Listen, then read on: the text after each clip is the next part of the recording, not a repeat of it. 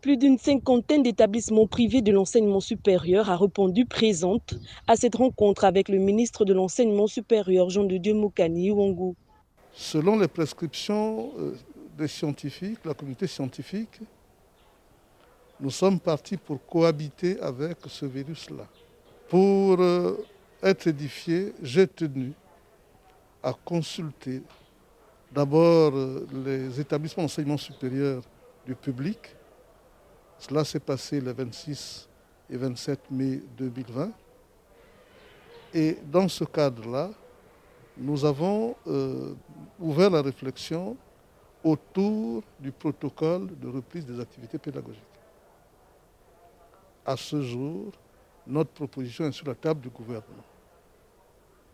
Sur instruction supplémentaire de M. le Premier ministre, il nous a été prescrit de pouvoir proposer un plan de vigilance sanitaire. Au cours de ces assises, les forces et les faiblesses rencontrées par les établissements privés en ces temps de la Covid-19 ont été présentées à la tutelle, ainsi que les difficultés rencontrées dans la mise en œuvre de l'école à distance déjà effective dans ces établissements. Les établissements privés de façon générale ont des plateformes en ligne et ont continué à mettre en œuvre des activités d'enseignement. Donc, l'attente des établissements privés, c'est de supplier le ministre afin qu'il soit notre fidèle interprète à la fois auprès du gouvernement, du Premier ministre chef du gouvernement et des entreprises de téléphonie mobile pour essayer de mettre en place un pack connexion études à moindre coût.